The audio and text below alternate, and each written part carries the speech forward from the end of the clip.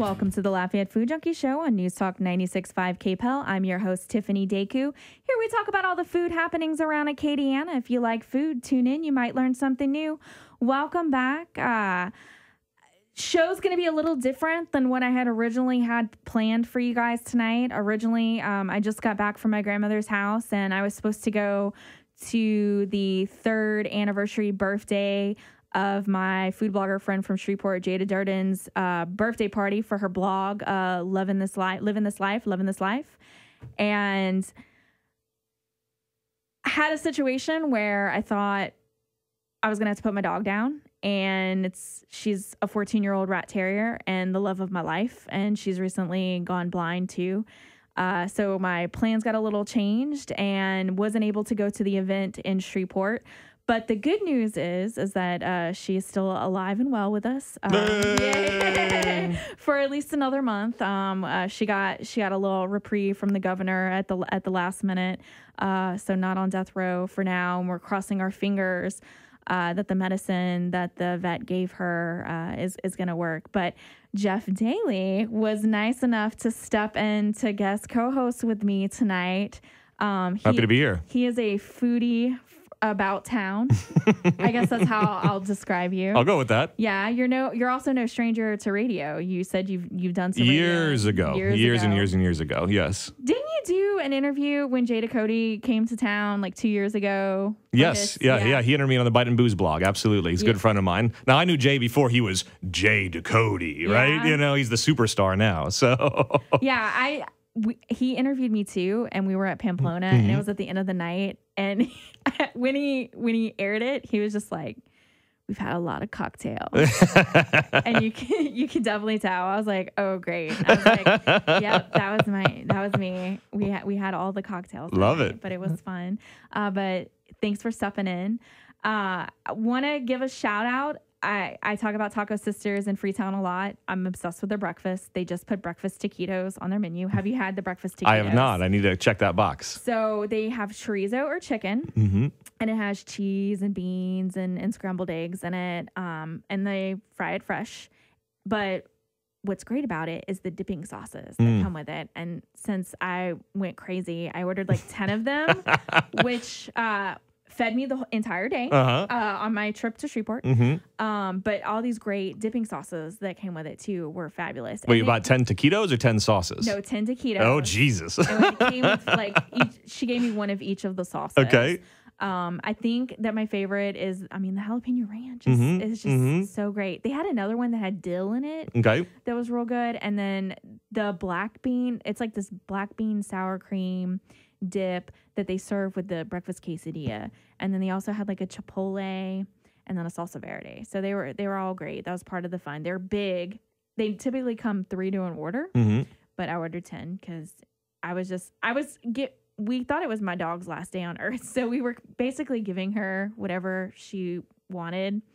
And they were so nice too, because they gave her some brisket from the menu, and she has not been eating. So she like gobbled it up. I was so excited. That's a last meal right there, right? Oh, we were doing it big. I was about to go. I was like, do we need to go to Billy's and get some pepper jack boudin balls? We stopped in Coshada on the way to Shreveport and got ice cream cones at Dairy Queen, which FYI, I just found out that they took the mint Oreo Blizzard off of the menu, and so they're kind of dead to me now. I kind of have like no use for Dairy Queen because they still have mint and they still have Oreo though, right? No, they don't have mint. Oh, so they still have Oreo. Okay, but she was like, we no longer have mint, and I was like, this was the worst decision that you've ever made, and I would like to email corporate right now. Well, you just got to bring your own bottle of creme de menthe with you, right? Apparently. And then I just take it home and like blend it myself. What's wrong with that? And then I'll have flashbacks from when I was 16 working at Sonic, making blasts. So yeah. Hopefully these will be good flashbacks and not the bad kind. I remember when I was working at Sonic and they had mint Oreo as a special, and I about lost it. And I think that after shift, I made myself a mint Oreo blast every night. But I mean, come on, that's like the best Blizzard flavor there is, and it's a classic. And then they have like this cotton candy flavor now. I don't want a cotton candy Blizzard. I want a mint Oreo Blizzard. But luckily, Freddy's has mint Oreo right now. Okay. In the custard form. Have you been to Freddy's? Freddy's is okay. Yeah, and that's kind of how I feel about it too. I went there one time and I was really not impressed. I went there another time and the burger was really good and we had real good customer service. So I was like, okay. And then they have mint Oreo now. So it's I'm over. Like, yeah. Well, see, I'm a little spoiled because I'm a Midwestern boy by birth, and we have a chain up there called Culver's, which is known for doing custard. And is that the place that does the whale cake too? And it has like the Crispies. No, I haven't had it if they have, but the other thing they do is butter burgers, where they put a little bit of butter on the burger. What? And and because this is Midwest and Wisconsin, Minnesota, cow milk type country. Yeah.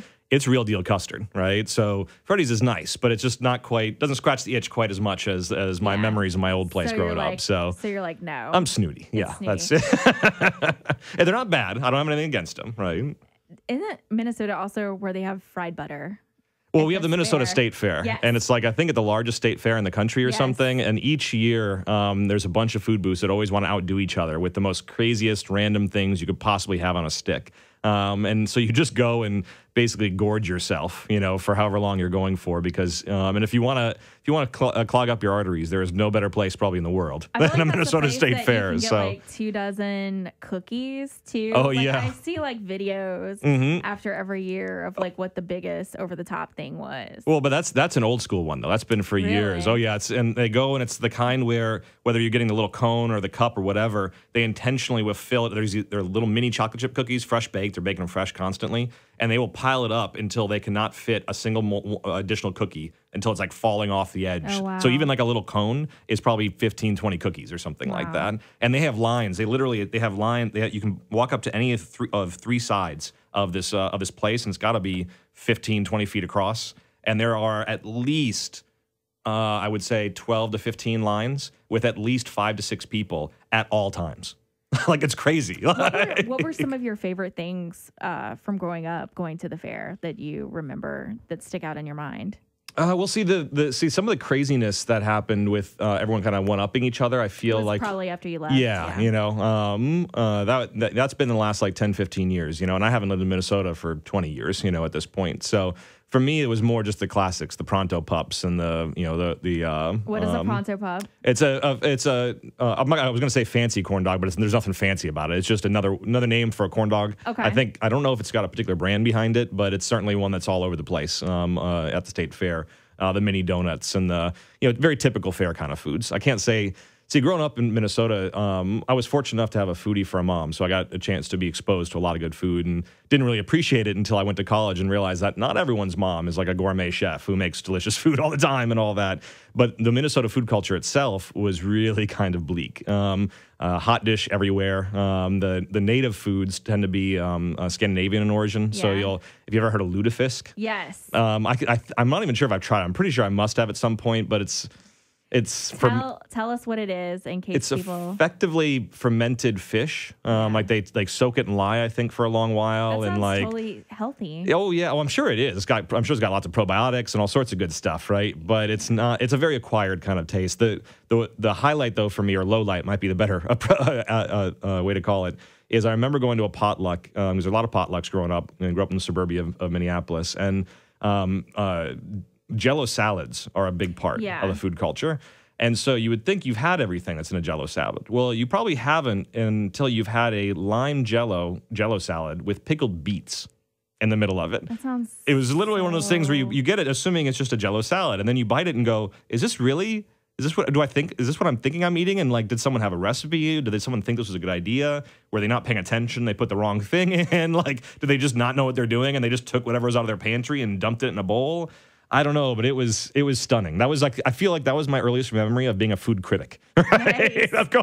I'm trying this. I had to take it over to my mom and say, Mom, is this really, am I right in what I think this is? And we both kind of didn't want to make a scene because we're Minnesota nice, right? And we don't want to insult anyone. But it was, that's very emblematic of the kind of food culture I grew up in. So just like got stuck in the 50s because that was like what was very the name of the Jell-O cooking is like right on the tip of my tongue, like of what it's technically called. There's a technical term for it? It is, and I'm gonna look it up on the break. Nice. So I'll try to properly. Stay tuned. Yeah, and I'll try to properly say it for you. But yes, it is a whole thing. Wow. Yeah. Okay. All right, we're gonna take our first break, and when we come back, we have more with Jeff. So come back to us. It's the Lafayette Food Junkie Show on News Talk 96.5 KPEL.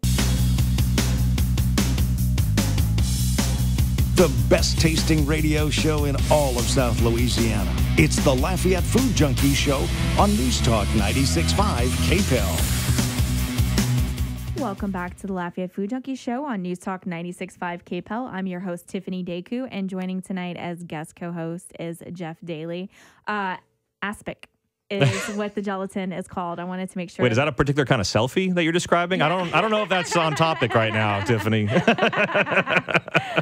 And you were saying that it's actually older than the 50s. It dates back to the 1800s. It's basically just putting things in gelatin. Yeah. It was as long as gelatin's been around, right? But it kind of had to come back in the 50s. Oh, yeah, it was big in the 50s, absolutely. And I guess that's when they got super creative with it, with the pickled beets. Oh, yeah, well, it lived on. What I think part of it probably why it got more popular in the 50s is that's when we started having the big industrial food production happen, right? So now, I don't know how it was made back in the day, but I'm pretty sure it was, started with ground horse hoofs, right? Yeah. That's where you get the collagen or whatever the hell it is. That I'm sure wasn't an easy process. You couldn't go to the store and buy a little packet, add some water, and be off and running, right, on stuff. But as soon as you started having all these convenience foods where you could just go and add water and something would come out of it, it became a very chic thing to do, right? Back in the day, it's hard to. And I'm sure that they look really cool. Oh, of course, yeah. You can show off a little. There's actually a chef on Instagram I feel like it's a funny pun with aspic, but that's what she does. Is she does like the Jell-O molds and like takes Instagram pictures of them. I like it because they make pretty pictures. I mean, I wouldn't necessarily eat it. I think I've seen some with like fish in it. That's well, actually, now that I think about it, I think the original stuff wasn't even so much the ground hoose. I think they did. They took super rich broth, that it would get like jellied when you cool it down. The original bone broth. Yeah, exactly. So I think that's how they did it originally back in the day. And I don't know if I've ever had one that's kind of like meaty, right, like that. Because when you think Jell-O, you think sweet, on stuff. And you think pickled beets. Right. I'm trying to think that if that trend would like ever come back, other than just to take pretty Instagram pictures with, that if going into a restaurant and a chef serving you like a Jell-O mold and being like, this is cool. I'm sure it will. Like, I'm wondering if they could make it taste tasty. Of course, because I mean, there's a culture for a long time of it. So the main issue we'd have to get by is the texture of it, right? Because we're not used to that texture anymore. But the crazy thing about this food world we live in, especially for any of these bigger cities, is that, and then with the proliferation of the internet being able to reach all niches, is that there's room for anyone to start anything and find an audience for it. So it wouldn't surprise me if there isn't already one doing that maybe someone's going to hear this show and say, you know what I need to do? I need to bring back the aspic. Yeah, let's do it. Let's not do it. I just want to mention I checked out Wing Fingers this past week. They are one of the newest food trucks out, but they actually opened a brick and mortar location inside of Ricochet's. A few weeks ago, we were talking about how the different pool halls in town have really great burgers and food. So they're doing wings in there. I tried out the Strabanero, which is strawberry and habanero, and I liked it because you got the sweet, you got the spicy, but it wasn't too over the top spicy. I did the boneless wings; they were huge, which was nice. So they come over like served over coleslaw, or you can get crazy with it and do macaroni and cheese, which I didn't really find their macaroni and cheese to be that great, but I did appreciate that was an option. And then they have another option where you can get like fried jalapenos or something on there. They also serve chicken strip versions on a sandwich, which I want to try. I think they have like 6 different sauces. And then they hand batter their cheese sticks, which I also appreciated too. They were like super stringy and cheesy and nice. So follow them on Facebook. They have the food truck out. They've been doing the late night stuff around the green room downtown, so you can check them out there. Or if you're not into the late night stuff, Ricochet's Billiards on Ambassador Caffrey. Well, I'm gonna have to go check those guys out because I haven't seen them yet. Right now, my main jam for wings is Smitty's Wings over on Congress. Okay. They have a house rub, so it's naked. So it doesn't have any breading, which is nice because it's a little bit lighter on that. And this house rub is almost kind of like a lemony, herbaceous, peppery kind of feel that it just. I literally get when I think about it, even now, maybe you'll hear I'm starting to salivate, right, as I'm thinking about it. So if you're a wing head and you want to check all the boxes, I definitely go check them out as well. I love that we're getting locally owned wing places in town. So they have Smitty's. There's also this place on Moss Street called Pyros. Have you tried them out yet? No. Okay, so Pyros is another locally owned wing place. We have 3, so that's pretty good. To go into head-to-head with like the big competition of Buffalo Wild Wings in town, which I think our Buffalo Wild Wings at one time was like number 1 in the nation. Oh, really? Maybe it was a number 1. Maybe I'm like over-exaggerating that, but they were really high up in sales in the nation.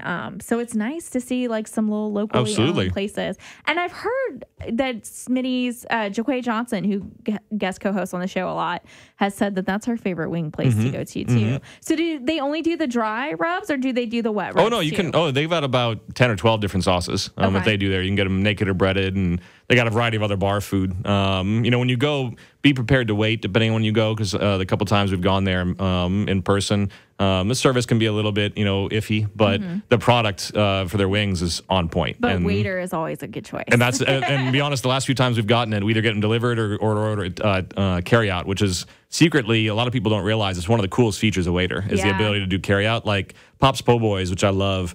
It's gotten to be challenging to go there because if you're going during a prime time, you're going to wait a while to order and then wait a while for your food, and maybe not be a table, and it can be kind of a bit of an adventure.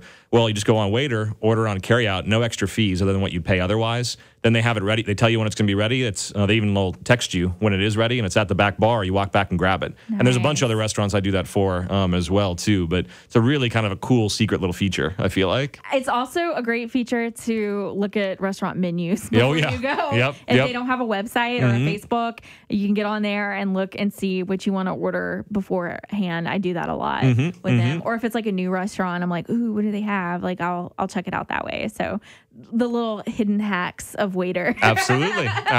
we'll talk about on the show. Okay, so growing up in Minnesota, your mom is who really exposed you to food and to the love of food. So we were talking about there's not a lot of places to necessarily dine out in Minnesota other than kind of chain stuff. Well, I grew up in the western suburbs of Minneapolis, and in the suburbs there wasn't much in terms of chains. And when I was growing up, there wasn't much of a food culture in the Twin Cities area. Since then, the last 5 or 10 years, there's been an explosion of food culture. There's all sorts of really great restaurants, guys doing really creative, interesting things. I've had a chance to enjoy a few of those when I go back. Also have discovered some nice Korean food, and different kind of ethnic food and things like that. But yeah, it wasn't really until I got to college and had to start eating dorm food and cooking for myself where I went, oh my goodness, I guess I was kind of lucky growing up. And then I kind of got my love of cooking from my mom was big into Cooks Illustrated. It's a cooking magazine. It's great because it doesn't have any ads, number one. It has like really pretty pictures. Great, although typically black and white, right? It's not a lot of color stuff. But what's great is that each of the articles will have, each recipe will have an article that will talk about how they started with one recipe and then they experimented 100 different ways to come to the perfect recipe. And so not only do you get the perfect recipe at the end of it, you get a chance to read about the principles of how, well, if you add a little bit of this, it makes it a little bit crispier. You add a little bit of this, it makes it a little bit chewier or whatever. So every time I'd go home, for Christmas or summer or whatever, I would just plop it out on the couch and start working through those Cooks Illustrateds. And it really kind of opened my eyes. And was fortunate enough to go to school in a pretty good foodie town in Madison, Wisconsin. Okay. Kind of the capital of the state there. And even though it's Wisconsin, it is a more urban environment, had a lot of good food and whatnot. And then moved to D.C. For a number of years. And D.C. was great from the diversity of the ethnic food that was available because you have a lot of pockets of populations there. Like there's a whole area about 15 minutes outside of the city called Annandale that's very heavily Korean. It was very surreal, actually. My wife's Korean. And when we were driving from Wisconsin to D.C. through the night to drop her off for an internship, she'd taken most of the drive through the night and then was zonked. So I took over at 5, 6 in the morning and did the last couple hours in. And as I'm driving in, it's 6, 7 in the morning. We're kind of delirious. And I start looking around, and all the signs start ending up going in Korean, and we had no idea. Like we were just going to drop her off at the apartment that was set up for her, for the internship. And I wake her up. I'm like, gee, what is this? What is this place? And it turns out she was living in a little Koreaville kind of thing. There's a group for Vietnamese in a similar kind of way. There's a lot of Ethiopian food. Yeah, that's what I was about to area. say. They have a big Ethiopian. Absolutely, yeah. There's population. at least a half dozen very solid Ethiopian places. We also loved how many high-end places there were in DC because we like doing something special for Valentine's Day, right? Go doing a nice big meal and all these places with different tasting menus and things like that. But that was actually a little bit. DC's actually had a bit more of a foodie renaissance too over the last 5-10 years. Yeah, they've really come up. Oh yeah, big time, right, on stuff. So we missed some of that, unfortunately. But it was interesting as people going to ask me what the food's like coming down to Lafayette compared to DC. And the way I describe it is that while DC definitely had more diversity and had some more high notes, in Lafayette the batting average is higher. In that we have very few bad meals in this town. And DC, yeah, you had some great ones, but you had a lot of duds, bad ones too, as well. Whereas here, I mean, you can go to a gas station and get an incredible meal, right? On stuff. So it's been an interesting transition. Now we did lose some of the high notes and we did lose some of the diversity, but it's been fun seeing I guess this is happening everywhere. The last, even the 7 years we've been here, the amount of, kind of either not even necessarily higher end food, but more adventurous, kind of food Taking stuff. risks. Exactly. Not just the same old kind of stuff. It's amazing. And seeing more ethnic, diverse types of foods which is coming up as well. Has been like in the past year. Yeah. I feel like that's really started to pop up, and it's kind of interesting to see where it's going and the different kind of places that are opening up with that. We are going to take another break, and when we come back, we have more with Jeff. So come back to us. It's the Lafayette Food Junkie Show on News Talk 96.5 KPEL. Welcome back to the Lafayette Food Junkie Show on News Talk 96.5 KPEL. I'm your host, Tiffany Deku, and joining tonight as guest co-host has been Jeff Daly, and we are on the topic of ethnic cuisine here in Acadiana, which in the past year has really kind of taken off. So what did you guys do before this year happened and World Foods to Go kind of started? Well, I'd actually... some of the places have been open. Well, I was going to say, because I was going to push back a bit on that, because some of our favorite places have been open for a number of years, but they're kind of... and they're not necessarily like off the beaten path geographically, right? But it's amazing to me how many of my foodie friends in town hadn't heard of them. And I was excited because I knew all of them. She did good. I will vouch for that. So some of our highlights were things, and the one that made the biggest difference to our quality of life was my wife was willing to move here, even though she thought she was giving up her food. She's Korean, and I mean we can make it at home, obviously, but in terms of going to a restaurant. And so for a couple of years, we started hearing about this place with a secret Korean menu. And so finally, a friend of ours, Tom Cox, turned us on to Osaka over on Johnston and College, kind of a couple doors down from Twins Bakery. And when we first started going there, and from the outside, it just kind of looks like a sushi restaurant, right? But it originally opened as a Korean restaurant a few years ago. Soleilljana was what the name of it was. Exactly. But it was a little bit too early for Lafayette, I think. So they switched over to sushi because that seemed a safer thing. That was like what was big and up and coming at the time. Exactly. And I'm going to say I like their sushi. Yeah. Like that's kind of my go-to sushi place. But this Korean menu. Well, the Korean menu, and it was especially fun is when we first started going there and we asked for the Korean menu because you had to ask for it, right? They didn't just give it to you. It was literally, they had one copy. You saw this one. So there was one copy of a handwritten, stained, ripped menu of the dishes they had kind of kept from the old restaurant, version of it. And it was delicious. It's like really decent Korean food, like very, very good Korean food. And it's been fun since then. We've been trying to promote the heck out of it because they have to stay open forever because it's going to hurt my wife's quality of life because we're there at least once a week. Because they also, somewhat secretly, they're starting to advertise it better now, but have the best pho in town, in our opinion. The Vietnamese beef noodle soup. I have not had it there, but I've had people that have ordered it and said like the seafood soup is what they. Well, they have a shrimp pho. I haven't had that one yet. They have the beef pho. They also have a jumpong, which is a spicy seafood noodle soup. That's what it is. Yeah. Okay. You got to like spice and you got to like some seafood if you're going to enjoy that one. But it's my wife's favorite dish there probably. But their pho, I mean, he's doing it right. The couple who owns it, the wife is Korean and the husband is Vietnamese. And so he does the pho, I think, as a personal passion, So, and his their daughter, who helps manage the place, Kat, is actually doing sushi. Well, and she's doing some amazing sushi art there. Sushi donuts, all sorts of fun things. Yeah. And so she also was doing some behind the scenes videos if you go to their Facebook page, and she did one of him making the pho, and it's real deal. It's bones and water, it's charred ginger and charred onions and toasted seeds and spices. Intense. Oh yeah. It's so if you like pho, in my opinion, they have the best broth in town. So between the best pho in town and the only Korean food, we're there at least once a week, and it's been a huge positive thing for our lives. But a few other places that we've discovered, again, these aren't the newer ones, but kind of been around for a while. Right across the street from Osaka, a little Chinese place called Magic Walk.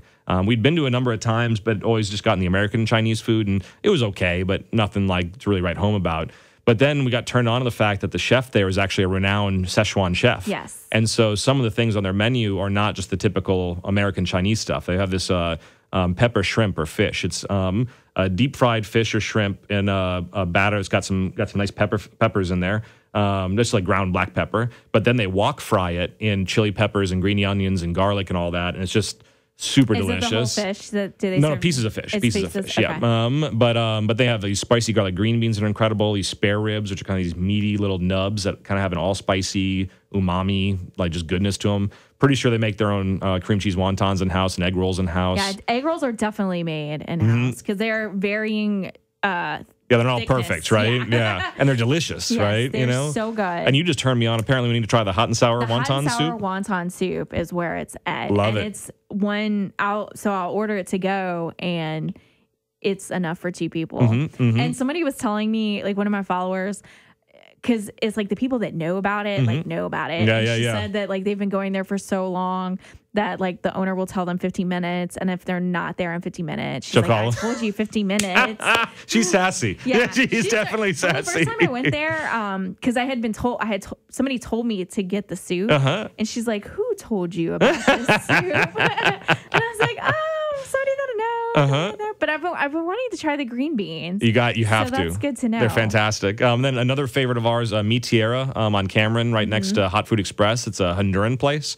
And they have incredible tacos, incredible, like I'd heard of gorditas, like from Taco Bell, and I think I probably had one years ago, but that's not really a gordita, right? No, it's not. Gordita is effectively like, it's almost like a cornmeal pie crust, that's been folded in half and then has all sorts of goodness on the inside of it. Yeah. Exactly. And they have incredible pupusas. They have a couple different kinds of tamales, including one that it doesn't have any meat in it. It's just the cornmeal, but it's like a lighter version of it. So it's almost like a really delicate, like corn muffin or something even more softer than that. It's just really delicious with the soured cream. And then what's also fun, we haven't made it through the whole menu yet, but if you don't go with someone who speaks Spanish, be prepared to kind of point because which is what I did when I went. Yeah, but you should still get what you want right out of there. But some of the things, apparently, I think it might have been the enchiladas, the Honduran enchiladas. So we order them. I've had that actually, but it's not enchiladas though, no, right? it was like hard. Well, it was almost like a taquito. Then maybe not the same thing because it might not have been the enchiladas, but I thought it was the enchiladas, and it came out, and instead of being like the enchiladas you think of with the rolled tortillas and the sauce and the cheese, it was almost like a fried chicken tostada. Where it was like crunchy, crunchy tortillas and like hunks of fried chicken and cabbage and salsas, and it was delicious. I mean, it was not what we were planning on getting, but it was delicious. Do they still have a lunch buffet? Yes, they do. Okay. Yeah, absolutely. No, it's fantastic. So those are some of our like classics, right? That we love that have been around for a long time. But then, as you say, it has been fun seeing, I think, over the last couple of years, I guess now, with what Sammy Parbu's doing with the World Foods to Go pop-ups. It's been a lot of fun kind of seeing those things happen. I also have a friend, Gustavo Rosenstengel. I hope I'm not ruining his last name there, but he's got a catering company started up called Brasa Grill that does, he's a real churrasco from the mountains of Brazil. This is his culture. And he did it in his backyard a bunch anyways and wants to see if he can make a life, out of doing that. And he's both done some pop-up events around town, but you can hire him, and it can be everything from like a corporate event, with 50 people, or we actually did a small party of like 12 people in our house, and it was really fun because we actually built a Brazilian grill together, and it was only about $100 worth of cinder blocks, bricks, and a grate over the top. And then I got a chance to see how he works the grill, to make this magic happen with all this meat. And the beautiful thing is, it's similar to if you've ever been to a Brazilian steakhouse, the experience is similar, where it's kind of like an onslaught, right, of stuff. Right. But the Brazilian steakhouse, you're just sitting there and food just keeps getting thrown at you, right? What I love about doing the few events I've been to with Brasa Grill is that typically it's best done outside, and it's almost like a multi-course meal, but standing. So like what'll happen is they'll go around with a platter of the fresh sausage, then a platter of the smoked sausage, then the garlic bread, then the chicken, then the chicken hearts, which are, I'm not a big like organ kind of guy, but I love chicken hearts. They're so good. I am a big organ Are you? person, Okay. So you're already there. See, and that's the thing. Sometimes when you gut them, they're real rubbery. And I think the last time that I got them from there, they were just so good. They like melted. So I was like, this was cooked perfectly. Exactly. Because he's a master at what he's doing. And so what's great is you just get to spend like 2 or 3 hours walking, standing, sitting, whatever you want, wherever you're most comfortable, chatting with your friends, drinking a beer, and having plates of grilled deliciousness go by, and you just get to gobble it on up. So it's been very fun to see that stuff happen. And then things like with Sammy's deals, I mean, he's selling out, basically every event he does. So it's proving, hopefully, to any potential restaurateurs listening out there that there is demand for things that aren't typically associated with this part of the country. I mean, the Ethiopian was so popular that they had to have 2 events. Oh yeah, it sold out. I think within 30 minutes, the first one, and it was so popular that they had to do another one, and it was really good. I loved that one. I think that one was probably my favorite one of the ones that he did, but it was just like it was so good. And we talked about this, that there's a demand, but I don't know if there's necessarily enough of a demand for it to be open like normal restaurant hours. So my thing is like, I feel like maybe like 2 or 3 days a week, it would do good. But I worry that it wouldn't do well enough to. Well, actually, here's a question. Have you been to St. Roche Market yet in New Orleans? Yes. Could that work here? Gosh, I don't know. And Baton Rouge is about to do something like similar. That too. So maybe and just for anyone listening who hasn't horizon. Yeah, and for anyone listening who hasn't been there yet, it's like a food hall. They took a big old building, and then there's seating down the middle, but then on the sides of it, my wife and I just went there a couple weeks ago for the first time, so it's fresh for me. On the sides of it, there were maybe 10 or 12, like 5 or 6 on each side of little food booths. So instead of having to have a whole restaurant, you only have to manage your little food booth that people come, order their food, and sit in the middle. Honestly, so something like, okay, so you know how the Worst Beer Garden has like the little craft market? Maybe they could do a food version of that. Of that, or do something maybe at the horse farm with the farmer's market, like, which they're doing stuff over there too, because you can get Persian food. That Persian food, that we just had their hummus, and I don't know if it was actually baba ganoush, but it was some sort of pureed eggplant. It was delicious. Yeah. It was. Oh, and I'm remiss. My favorite, because we're talking about new food, ethnic food, bismillah. For anyone who loves Indian or Middle Eastern, Nepali, that kind of stuff, you have to go try it. It's a very limited menu, but it changes every day. And so what I love about it is be prepared to be adventurous, because it feels like they're cooking the food that they want to eat. And so it's really very boldly flavored and very interesting. And it's really delicious. And a friend of mine made a good point. He said, we have to go support it now so they don't feel like they need to dumb down their food, right? We want them to keep making the real deal, kind of stuff. I've heard somebody else say that too. They were like, "Ooh, go now before." And look, if you're scared and you want to just dip your toes in the water, biryani is where to go. It's like chicken and rice. You can think of it as jambalaya. You can think of it like that, but a lot more fragrant and a lot more. Yeah, I would call it psychedelic jambalaya. Yeah, spices to it. And it's like a heaping serving of it. And he was like, "You didn't like your biryani?" I was like, "No, I loved it. I just need a box to take the rest home." It was so good. Like, if you've never tried Indian food before, like, you have to go check it out. And then they're doing dumplings there too, which I want to. Well, and it's actually interesting. I chatted with one of the owners there, and apparently it's not just Indian. She's from Nepal. Right. And so Nepal's right next to India, but it's also right next to a bunch of other countries. And their food is kind of a mixture of a bunch of stuff, right? So it's worth keeping an eye on. They're on Waiter, and they keep their stuff pretty. I've noticed every day they keep it updated with whatever's being served that day. So it's kind of a fun. It's like I love some of these places, similar to like with Manny does at Bread and Circus for their late night on Saturday nights. I'm always like waiting in anticipation to see what the menu is, right? Like, I don't always go, but it's fun just to see, right? To see what adventurous things are happening, All right, we are going to take another break, and when we come back, we have more with Jeff. So come back to us. It's the Lafayette Food Junkie Show on News Talk 96.5 KPEL. Show on News Talk 96.5 KPEL. I'm your host, Tiffany Deku, and we've been talking with Jeff Daly about all things ethnic here in Acadiana. Do you think a dim sum restaurant would do well here? Do well. How do you define do well? If you're talking about making money, I don't know. It's making money in the restaurant industry. Yeah, well, exactly. Well, and for anyone who doesn't know, dim sum is a Chinese tradition where it's a bunch. You order food by small plates, and there'll be like 1 to 3 or 4 little bites of something on there. Typically, a lot of dumpling type stuff. That's exactly what I wanted. And the best places are ones that actually will have a cart that they'll roll around between the tables, and then they'll show you what you got. You pick it, and then you just stack your plates up at the end, and then you pay based on like the color of the plates. Each color plate's a different price point. The challenge with it is it's something that takes a lot of skill if you want to do it right, because you got to make all these things, and stuff. You also have to get scale because a lot of these dumplings, the ingredients aren't very expensive per se, but you have to sell a lot of them if you want to, turn over anything. And so would something like that have, at least 50 tables and fill up those tables every weekend, as well as at least a couple of days during the week? I don't know. I want that. I want it. Yeah. I want to say yes, because I would go there. A dumpling truck or a dumpling booth. Like that's all I really want. Well, like the Lafayette Food Junkie dumpling food truck, right? Yeah. I mean, that could happen. No, that's yeah. You don't want me to make the dumpling.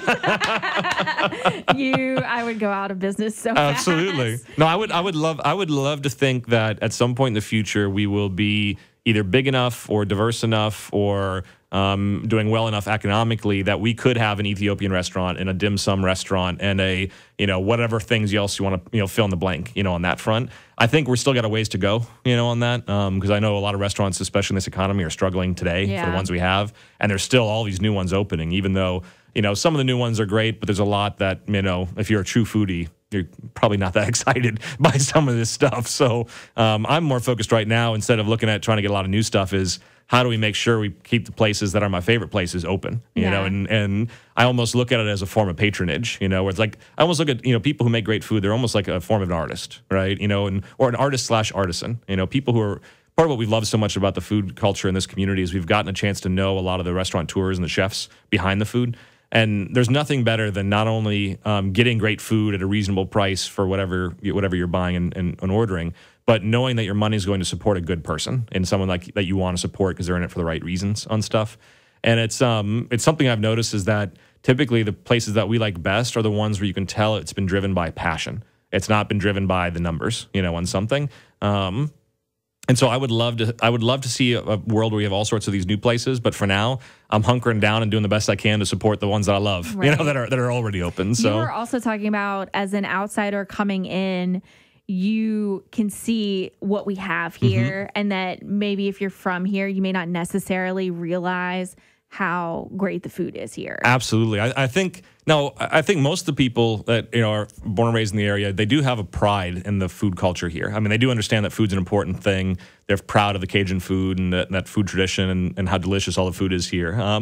But I almost feel like there's a sense that they don't realize how big the gap is between here and most of America. I'm not going to say all of America, but most of America. I grew up in a suburb that was a cornfield 30 years ago with nothing but chain restaurants, in it. There was no food culture like we have here. Like where I grew up, the places that look dumpy on the outside, they're dumpy on the inside, and it's probably going to get you sick, right?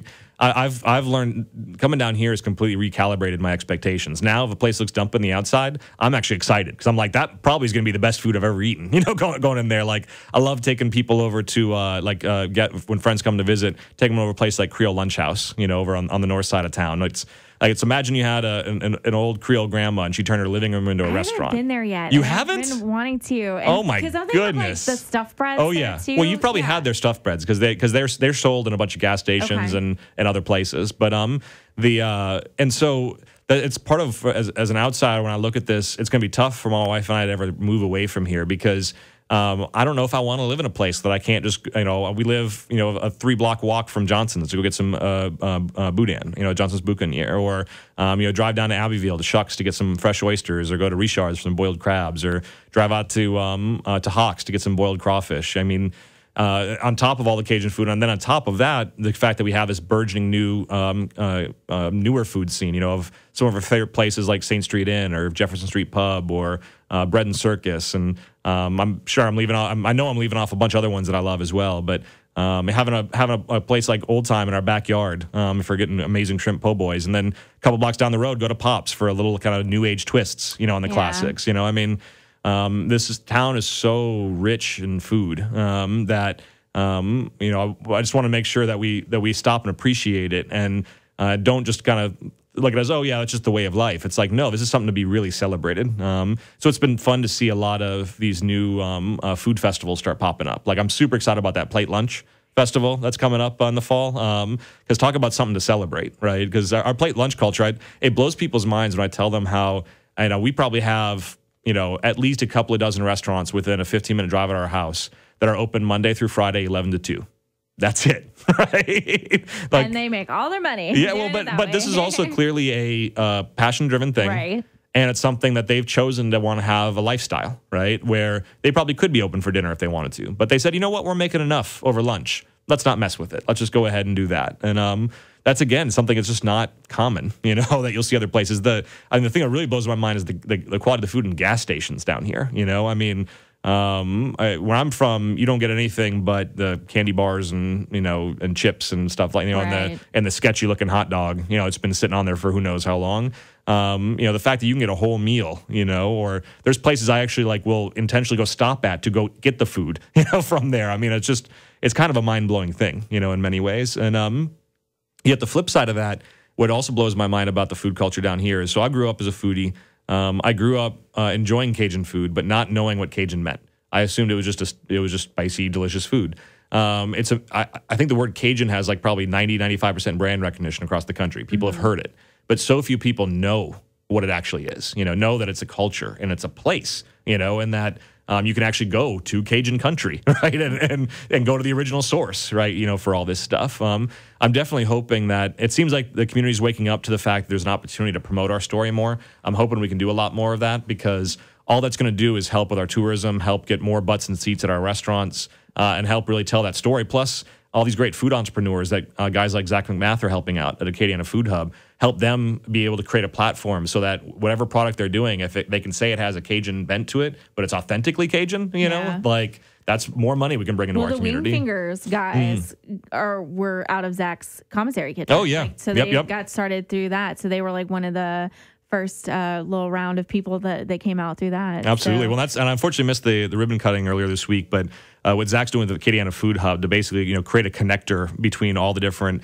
players in our local food ecosystem. I mean, it's really exciting to see those kinds of things happen. It feels like we're reaching a point where if we can keep this momentum going, we can really, not only is our food culture great today, but we can really bring it up to another level in terms of both deliciousness that we get to eat here in town, but then also help drive that part of economy, and create jobs and help put money in people's pockets. So, what would be your death row meal? It's funny you say that, because I've often joked that Creole Lunch House really is actually it's a top 5. Let's put it that way. Well, because it's not just the stuffed breads; they also have these little corn muffins, little corn pones. They call them corn muffins that they serve. They just throw on to your plate. Then they have some incredible. What was the last time?